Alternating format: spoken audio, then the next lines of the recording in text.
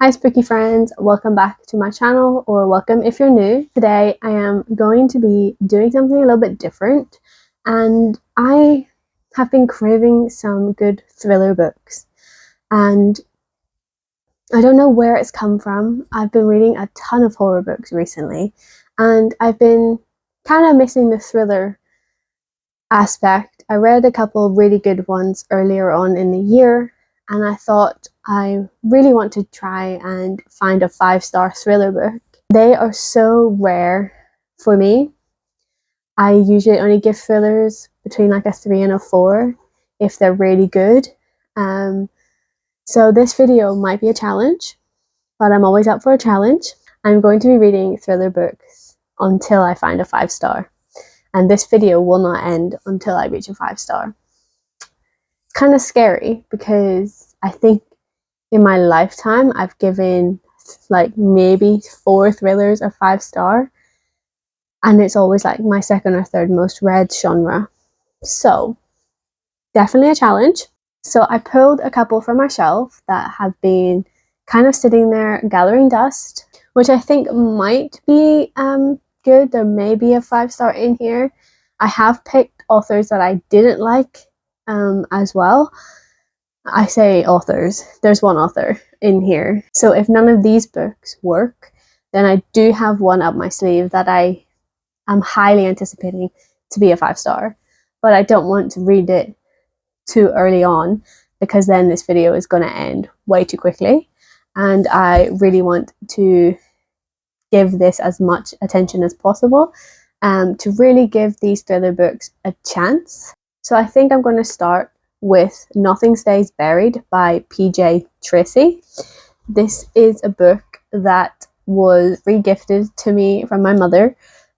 She doesn't read thrillers and thought that this one would be more likely to go down well if it was in my hands. So this is about a serial killer, I think.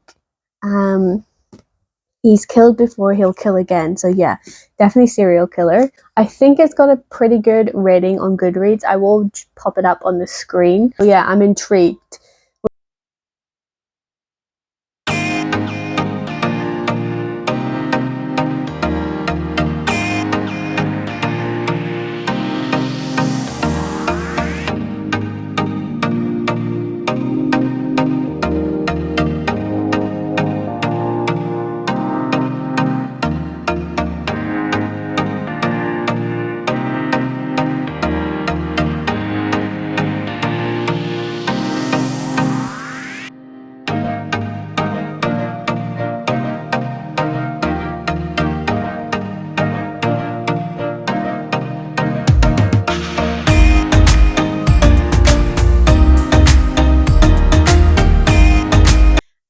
Nothing Stays Buried by PJ Tracy. And I don't think I liked it.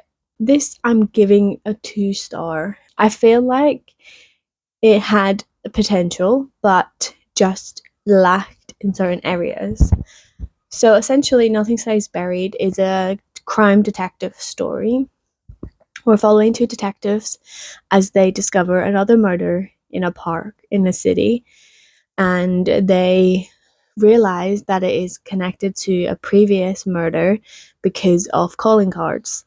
And they are trying to solve this murder, catch their serial killer, and literally try and stop this guy from killing more people. I feel like it started off kind of slow. There was a lot of dialogue and a lot of character building. There's a lot of characters as well. So there was a lot going on. And when we were learning more about our killer and what's been happening, and when our detectives have been piecing together the case, it was kind of interesting, but I feel like there was overriding. And in a thriller book, I feel like for me, I don't really enjoy when things are overly descriptive.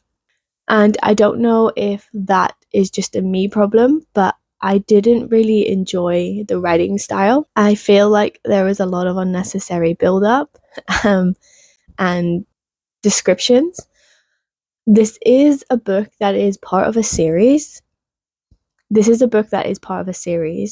And I feel like if you went into books before this one, you probably would know the characters more and why they were getting a lot of dialogue and discussion in this one.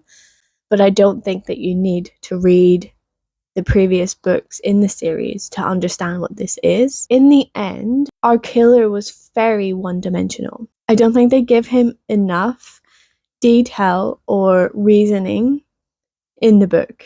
In the ending, so not to spoil anything, the killer doesn't have any motivations to kill. That's not explained in the book. So I just don't understand why we are meant to care when what goes down goes down. And I feel like if this book gives the killer some more dimension and reasoning and motive for the killings, I feel like we would end up caring more. For me, I don't think that the ending was all that good, because with the lack of motivations explained, the outcome wasn't necessary. It just did not hit as a good end to the plot. So that's Nothing Stays Buried, and it is a 2-star from me. So I am going to need to pick up another book and give that a try, because like I said in the beginning, I'm going to be reading thrillers until I find a 5-star. That could take me ages, but hopefully with the thrillers that I've pulled off my shelves, hopefully there'll be one in there which will be a 5-star. So to counteract that, you'll know if you watch one of my previous videos that a few months ago I read The Hunting Party by Lucy Foley, and that writing was horrible. But people did say that some of her other books have been better, so I'm going to give this author another try. And it's probably a bit stupid of me to put it in a read until you get a 5-star video, because I probably won't be giving her a 5-star. But you never know. This book could be outstanding and it could be a 5-star. There would be no other time where I would pick this book up other than in this video. So that is my reasoning. I want to read this. I got it in a Abominable book box as a pre-loved read, so I am adding it into this video, and we're going to read The Paris Apartment from Lucy Foley. I don't have high hopes, but I have more hope than The Hunting Party, so this may be a 3-star, which would be better than The Hunting Party in my opinion. This is set in Paris in an apartment block, obviously. And it says, secrets are stirring behind each resident's door. There was a murder here last night. Who holds the key to the mystery of apartment 3? So it is a murder mystery, and I do have more hope with murder mysteries than I do detective mysteries. So this one hopefully will be better than Nothing Stays Buried. I do enjoy mystery thrillers more than detective stories. So I am kind of hopeful. Not too hopeful because I did not enjoy The Hunting Party. But with people's recommendations and saying that it is better, I'm going to give this a shot in this video. And I guess I will come back when I have some thoughts.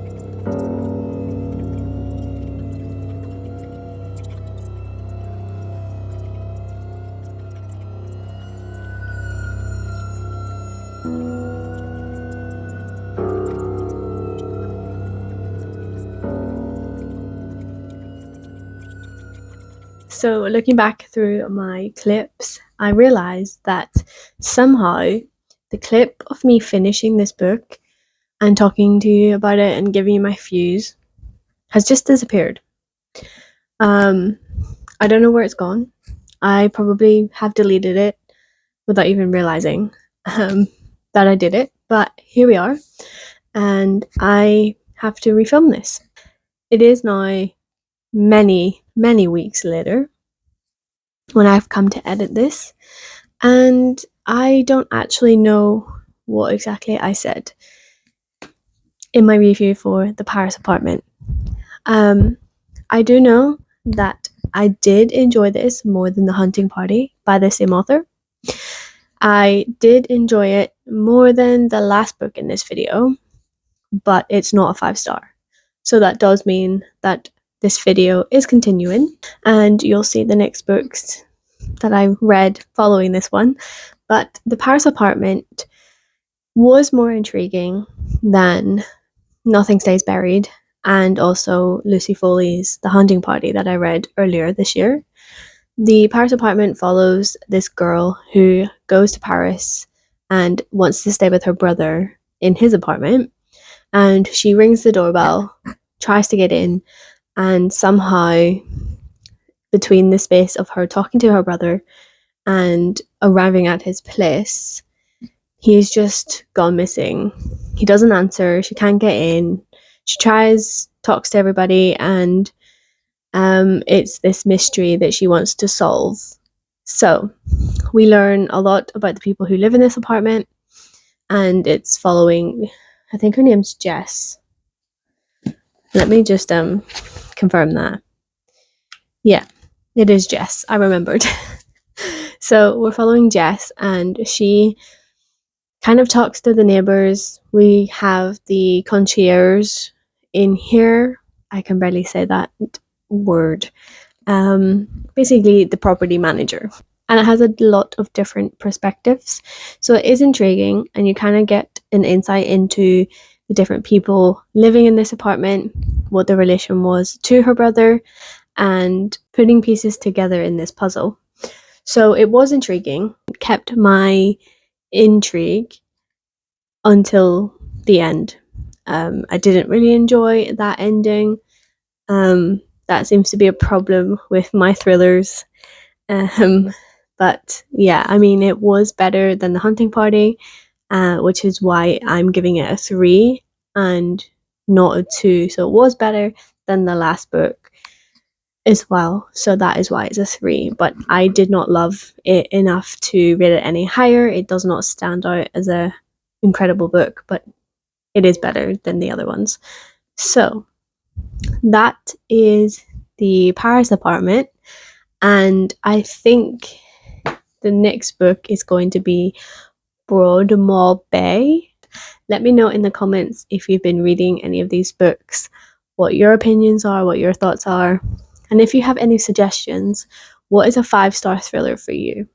I would love to know and have that discussion with you, and maybe I will read those at some point. So I guess on to the next.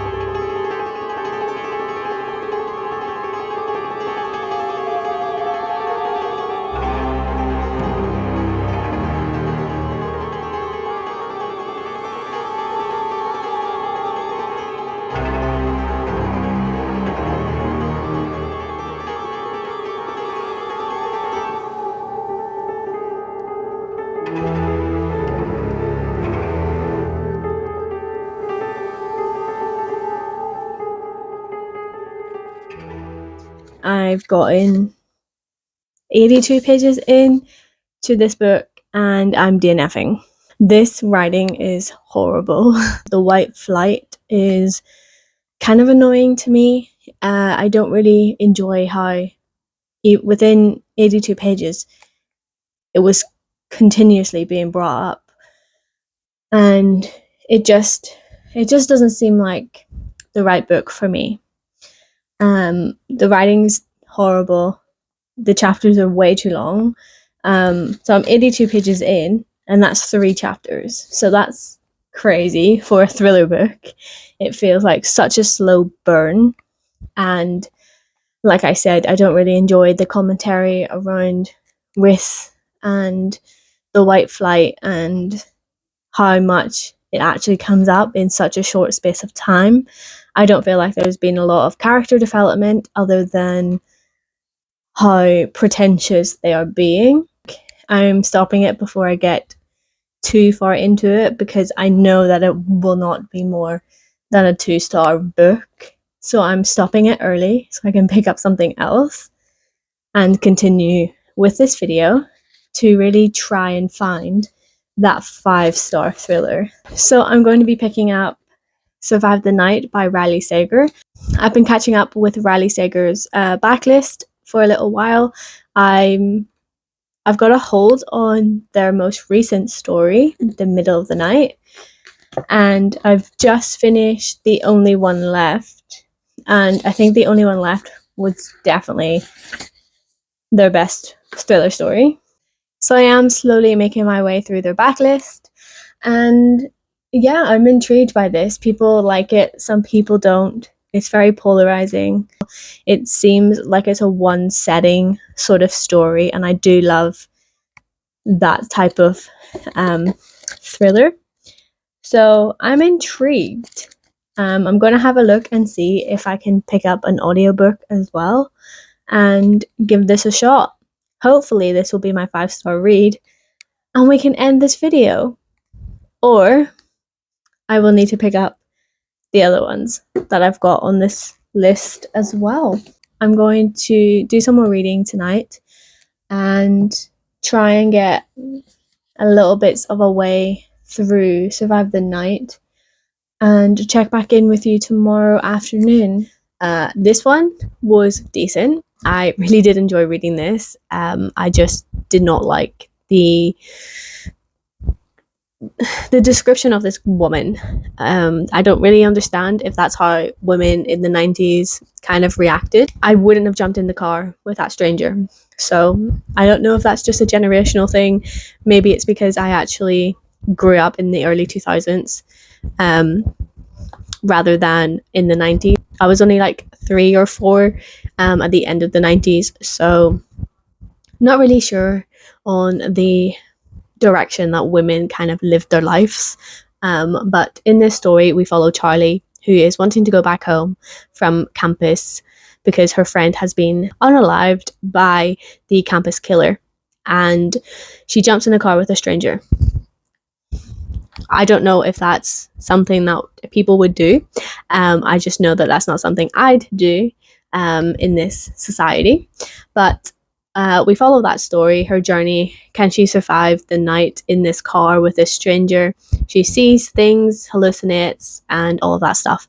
So it was intriguing, suspenseful, and the outcome was interesting. Not too sure if I'm on board with the whole happy ending thing. I like when it ends in tragedy, but it was an interesting read. Really enjoyed it. Give it a 3-star. Pretty average. But it is definitely better than some of his other books that I've read. So if you're watching this, obviously barely any time has passed, but I've been reading The Maidens for the last week because I started it, I got sick, I didn't read for 3 days, and I'm still getting over the cold.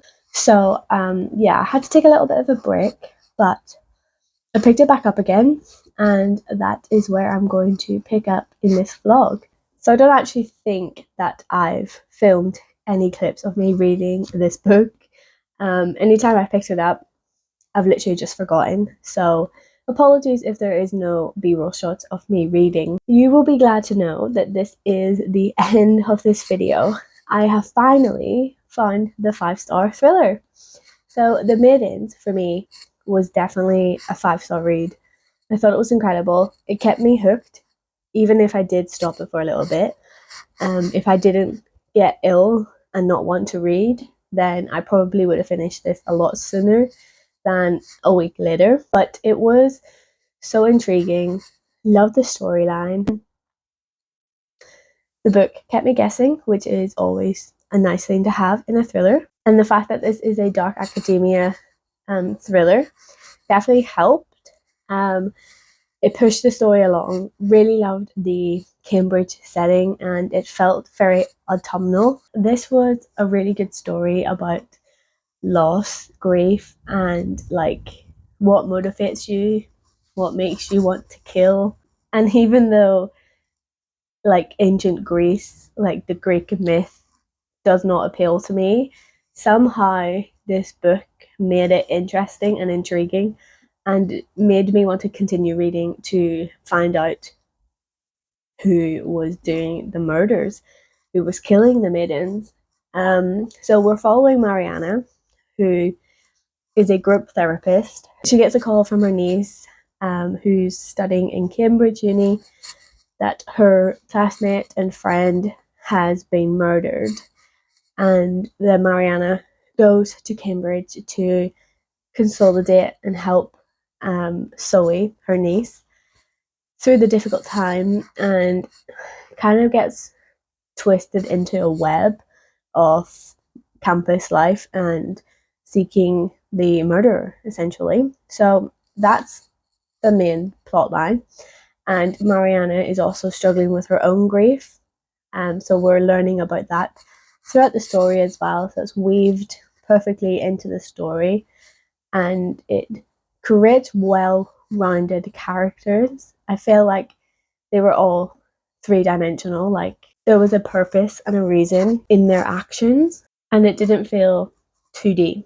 So I really enjoyed that element. Like it actually brought the characters to life, and I often struggle in thrillers to feel that way.